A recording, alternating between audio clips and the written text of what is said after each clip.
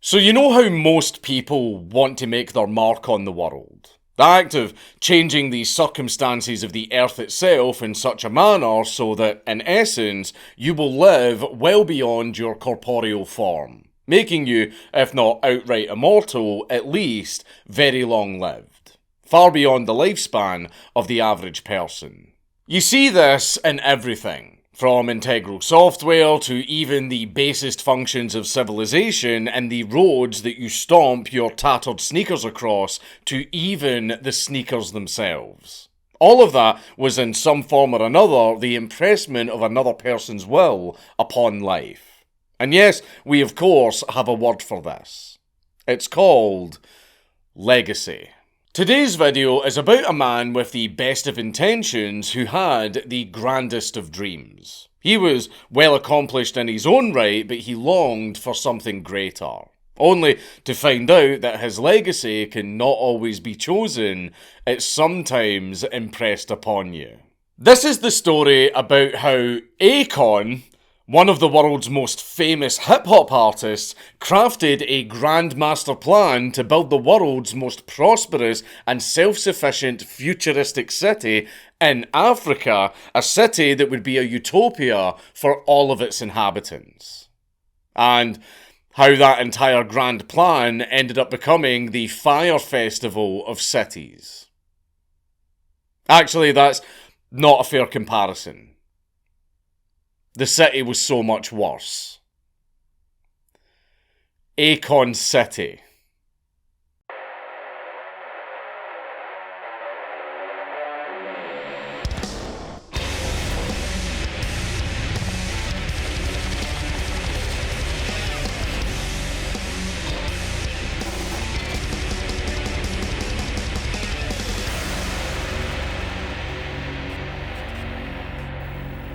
Please leave a like and a comment on this video because it really helps me in the algorithm.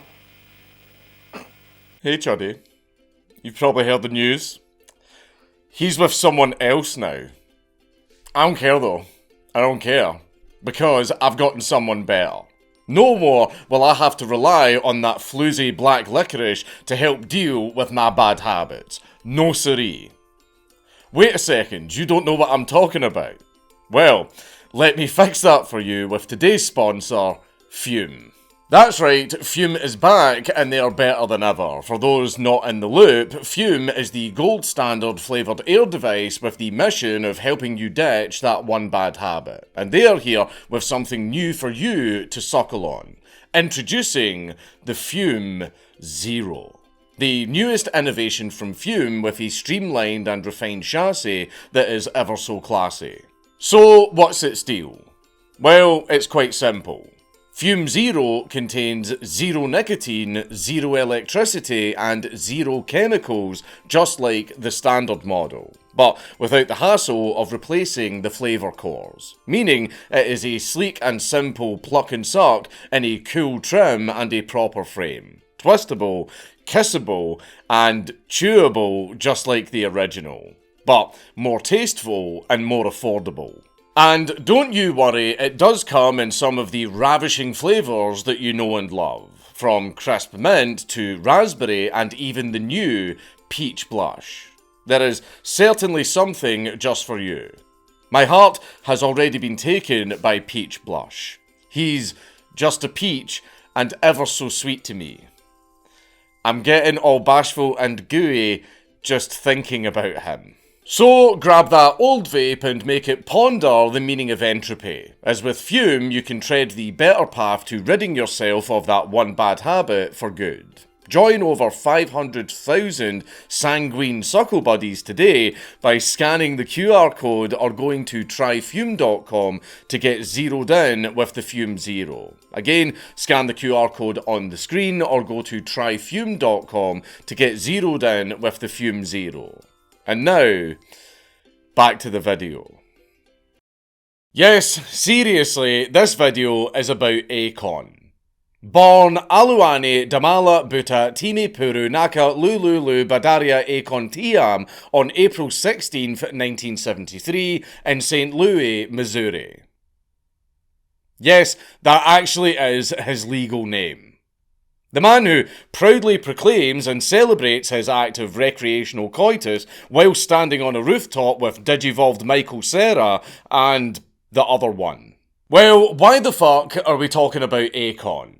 Well, the famed hip-hop star known for expressing his desire to beat women with Slim Shady to a saucy club beat is known for much more than his forays into the musical arts.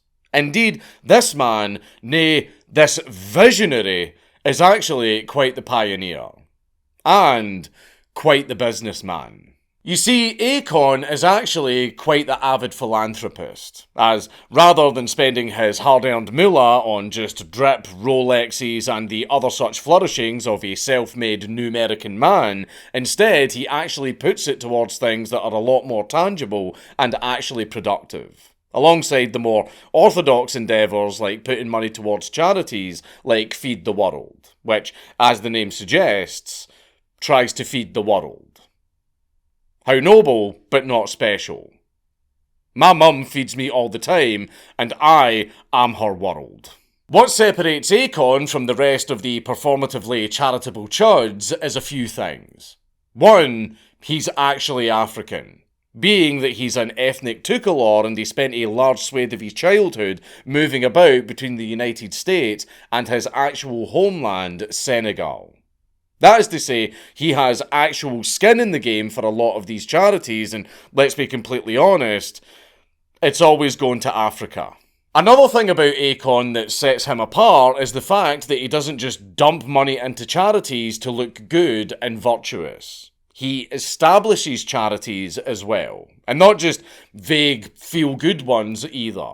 See, for example, his two projects. The Confidence Foundation, a charity made with the explicit intention of alleviating the suffering of downtrodden and disadvantaged African youths, giving them access to learning materials, a safe environment to mill about in, and even some health and wellness services. And Akon Lights Africa, where he channels his inner Prometheus and he helps African countries by installing solar streetlights and establishing the Solectra Solar Academy in Mali, teaching the up-and-coming sub-Saharan youths how to harvest the power of solar power.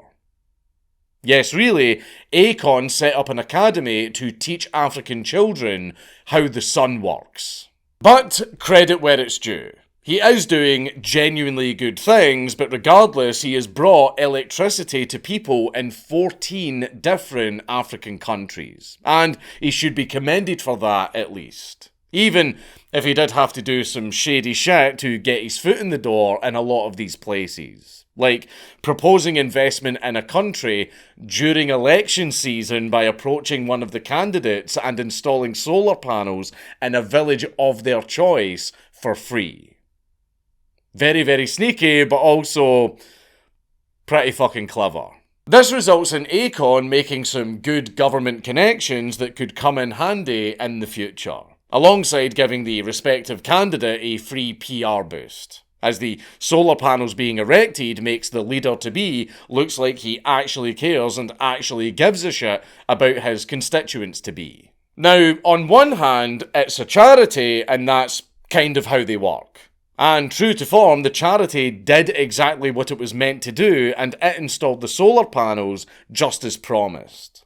However, the fact that the community affected was primarily decided not by the necessary need of that community and a wholly altruistic desire to improve it, but instead by the whims and optics of some gub-gub sub-Saharan realpolitik, does put a little bit of a dampener on the thing. Even if at the end of the day, some bumfuck rural community now has a streetlight. I mean, it's at least a little bit of an improvement. But you see, Akon presumably did not feel satisfied with these token efforts. So he decided to channel his inner Garvey and try something much more daring. Something much more substantial. You see, you can build as many wells, streetlights, and basketball courts as you wish, but in the grand scheme of things, you're merely handing them a fish to feed them for a short while. You will need to do much more drastic measures to actually teach them to fish and feed them for life. They don't need any more footballs or solar academies. They need independence, specifically financial independence. And come 2019, the technology and world at large was finally ready for Akon's grand plan. An exclusive African cryptocurrency to financially decouple the dark continent from the developed world to allow Africa to flourish independently. And this cryptocurrency would be called Acoin. Fucking Acoin. You see, Acoin was designed with the aforementioned principles in mind. Sure. But it was also meant to be essentially the de facto continental standard akin to the euro in Europe or the peso in the yellow filter countries.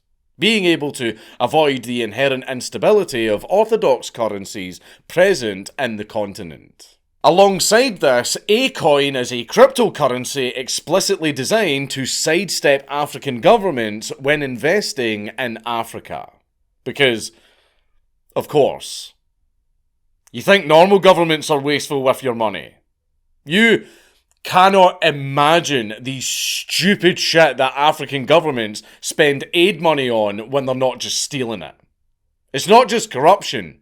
It's weapons capable of surpassing Metal Gear in the form of the Kantanka Glitz. Horrifying. Akon, in his infinite peace, love, wisdom and knowledge, sought to sidestep and avoid giving money to regimes who would create such advanced killing machines.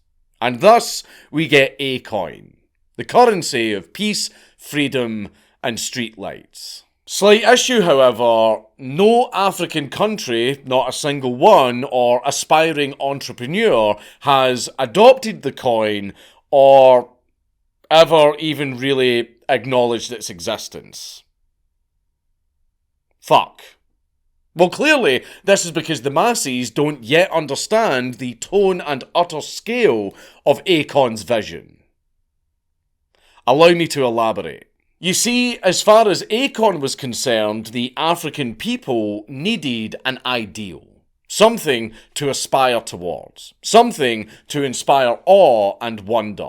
A shining city upon the hill. A modern African Camelot. The city of tomorrow. Yeah, a city. He wanted to build a city. Akon wanted to build a city. The thing is, though, how the fuck would he do that? Well, you forget that this is Akon we're talking about here. The guy has connections. So he just casually got in contact with the Senegalese government through the tourism board SAPCO, and he got himself a hefty plot of land to erect his new Rome. 20 miles south of Dakar, squarely within the Mbour department of the country. Akon got straight to work in gathering investors with SAPCO and the US-based engineering firm KE International approaching the table to slap down a paltry $4 billion in funds to construct the city. Then a series of private investors also stepped forward, including one character by the name of Julius Malawi, culminating in a measly $6 billion contract. You know, nothing crazy. That's just 3 times the amount of Senegal's 2024 national budget being spent on one single project in the country. Now, how the fuck does a guy like Akon get to play with $6 billion?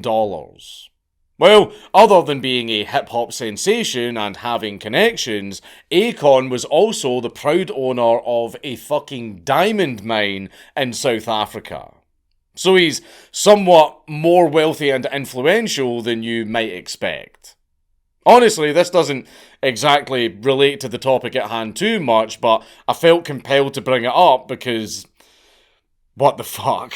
And granted, by 2020, Akon had given up the venture because, wouldn't you know it, owning a diamond mine in Africa can have some not so great optics along with it, because, you know, dubiously acquired specimens being commonplace and in circulation, if you catch my drift. And I'm not even going to bring up the China connection. The China connection to Africa is a whole other video. Regardless, the deal was made, and construction was due to begin. All Akon had to do was unveil the full majesty of this project to the world. And he did exactly that on September the 2nd, 2020, revealing to the world the infinite beauty and genius of Akon City, planting the ceremonial founding stone at what will be the centre point for this new technological Eden. And yes, I do call it Akon City and not Akon City because it's actually spelled like that. I'm not a retard or doing a megamind, but there's no space in it, so I'm just pronouncing it the way it looks like it's supposed to be pronounced. Akon City. Regardless, let me show you the beauty and majesty of Akon City. Starting off across the water in a small district of the city known as the African Culture Village. We start here because, in a way, it all came from here. African culture is what made Akon City possible. So, to celebrate it, the African Culture District contains all of the Afro classics that you know and love. Like African Restaurant. Which one? All of them. All of them. Then you've got yourself a resort chalet, a spa, and an open market. All of these things are quintessentially African after all. Moving across the water, we find ourselves in the entertainment district, where money will flow in and good times will flow out, with Akon performing there and with a football field for the World Cup to totally be played in. With a 30-storey casino, a 5-star resort, a ballroom, and even a water park. The entertainment district is where you go when you want to live a little. But hey, that's all well and good. But what about when you inevitably lose all of your money right as you're about to make it big in the casino? Well, that's what the health and safety district is for. Being home to hospitals, pharmacies, a fire station, and a police precinct. It kind of speaks for itself. It's the timeout district. So, after you get released from jail, you can do a walk of shame over to the education district to get some knowledge. Indeed, as the name suggests, the education district is the intellectual nerve centre for Akon City, with this section being dedicated to nurturing the finest minds on the planet, with a sprawling university campus, multiple R&D labs, and of course, libraries. So many fucking libraries. But where do we put these freshly formatted students? Well, we put them in the technology district, of course. Which I don't really need to explain because with all these fucking district names, it's blatantly obvious what they do. Basically, this district is making an African Silicon Valley in an attempt to unironically manifest Wakanda into existence. But then there's the Sennywood district, which is exactly what it sounds like, being intended to be the Senegalese Hollywood, consisting of a media tower, multiple filming studios, and of course the main feature being Akon Tower, which stands at a humble 68 stories tall and houses a recording studio, a hotel, offices, and the very, very special Akon Club. All packed within a big, curvy shipwreck, looking like the Citadel from City 17 if it was created and designed by a Spergy fishman who had some leftover Deep Dream tokens. And mind you, everything that you're seeing here is just phase 1 of the city. It's going to be so much bigger and better and stuff. So there's obviously a question burning into your mind. Is this economically viable? Well, Akon certainly thought so, going as far as to brag to the Senegalese government, telling them he can't wait to play for them in Akon City's super venue. Bold words indeed. All he had to do was just wait for the basic infrastructure to be built up so that he can do just that. So, how's that going? Well, for a start, Acoin, the cryptocurrency that was supposed to support the entire project, was imploding. And it was mirroring the financial trends of a good old-fashioned rug pull, with Akon opening up Acoin early to investors by giving out tokens of appreciation that could eventually mirror one Acoin, despite the cryptocurrency not being made public for another 2 years. Regardless, the coin was on the up and up, peaking at a value of 58 cents, before subsequently plummeting down to around 10 cents, and it was continuing to fall. Akon then comes out and offers refunds to those investors in light of this, but these refunds were somewhat delayed. Akon promised the money back within 2 weeks, but still no refunds have been given even 3 whole years later, as can be seen in the case of YouTuber Go Black to Africa, who got finessed out of a few grand and who, to my knowledge, has still not got his money back. Claims of A-conspiracy abound. But hold your horses now, it's too soon to call him a con man. Sure, Acoin is currently sitting at around 0.003 cents now, and Akon sure does seem upset about the whole ordeal, talking about how he's down to do a world tour to pay back the $290,000 that the investors gave over, but that's by the by. After all, who needs money when you have a roof over your head in a nice community with African restaurant TM? Speaking of which, how's Akon City faring? Well, here's the thing. It turns out that there were a couple of issues with the construction efforts. First off, Acoin absolutely imploded, obviously. And you kind of need that for obvious reasons. Then there was COVID, which sure is a little bit iffy in hindsight, but sure, whatever. But then there was the issue of land rights. It turned out that the land, which the city was supposed to be built on, was basically seized by the government, and that compensation was going to be given out to the previous owners once Akon City was actually built and was actually making money. Because remember, Akon City is not being built on empty land necessarily. It's on the outskirts of Embedine, a little picturesque country fishing village that's seen some hard times of late. And Akon City was meant to be their economic and societal revival alongside the construction of a seaside resort. At least the seaside resort was actually built. The Shea Rhine looks utterly ravishing. The closest thing that you can get to visiting and staying in Akon City. Yeah, well, I would hate to be the bearer of bad news, and I'm sure you're all very, very shocked, but Akon City completely shit the bed and the entire project collapsed.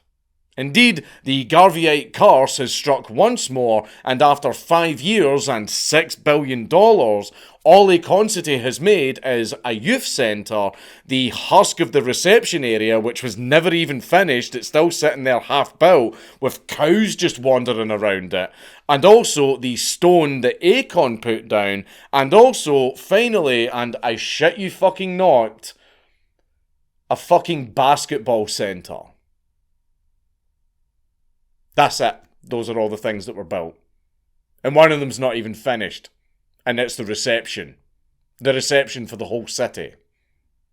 Akon can only do solar streetlights or basketball. So, with all of that being said, how is Akon not a convict? Surely the scale of the shenanigans afoot here warrants at least some sort of slap on the wrist at the minimum. Well, honestly, I've got no fucking idea. Akon's still just doing shit. He's currently wooing over the Russian music scene because Lord knows with all the sanctions on them, they're gagging for some international entertainment.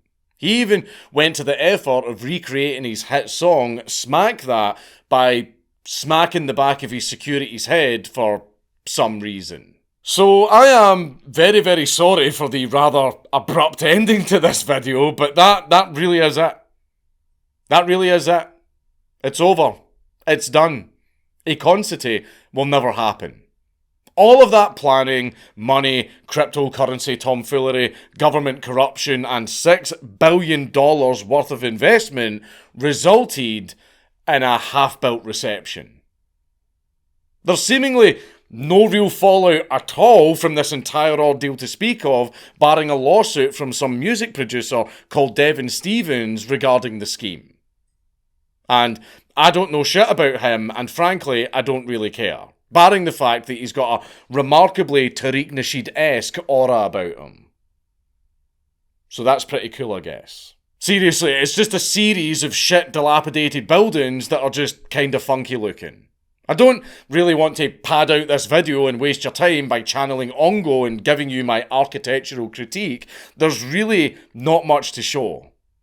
All of that time, all of that effort, and all of that money, and the entire thing was just a complete disaster that died so quickly. With all of that being said, the moral of the story here is if you've got all of the money in the world, you can do just about anything. Except build literally anything in Africa. It's Count Dankula on YouTube. Everybody should subscribe.